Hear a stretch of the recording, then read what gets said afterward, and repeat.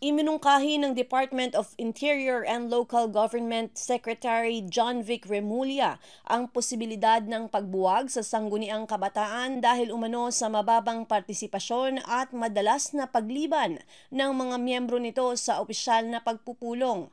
Sa pagdinig ng House Committee on Appropriations para sa budget ng DILG, sinabi ni Remulla na mula sa datos, 60% lamang ng mga nahalal na youth leaders ang aktibong dumadalo sa mga pulong sa unang taon ng kanilang panunungkulan at bumabagsak pa ito sa 30% makalipas ang ilang taon. I would rather that the SK be abolished because of the trend that it continuously goes down in participation and the barangay captains take over. I would rather that the SK chairman be appointed and for those non-performance be replaced by someone else.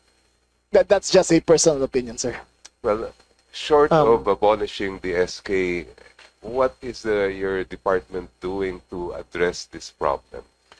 Sir, every year it appears to be a very big problem. it's from a the way you huge describe problem, it. sir. Yes. It's a huge problem. Every year, we have an accounting of those who are still participating and not, and we constantly monitor it and make recommendations. As far as the realpolitik goes, it is up to the SK chairman to report to us directly and make allegations directly for us to act on it. And even that, they are scared to do.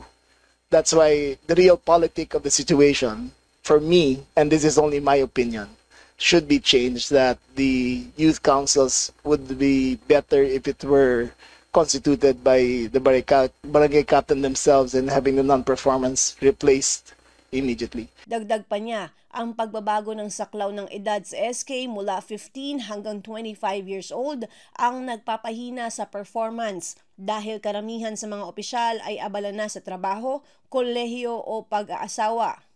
Ngunit hindi ito pinalampas ng iba't ibang youth organizations at SK Federation na agad naglabas ng isang solidarity statement laban sa panukala. Sa kanilang pahayag, tinawag nilang misguided at dangerous ang ideya ni Remulla dahil banta umano ito sa demokratikong boses at otonomiya ng kabataan sa pamahalaan. Giit nila, hindi dahil sa kawalan ng kakayanan o interes ng kabataan ang problema, kung hindi sa sistematikong kahinaan na hindi tinutugnan ng nakatataas. Kabilang dito ang panghihimasok ng ilang barangay at LGU officials na kinokontrol ang pondo at proyekto ng SK. Ang sinasabing declining youth participation ay maling paglalarawan ayon sa grupo. Sabay banggit ng mataas ang naging youth voter turnout noong 2023 at maging ang voter registration noong August 2025. Anila hindi disinterest ang dahilan kundi ang toxic environment mula sa patronage politics, pananakot at korupsyon.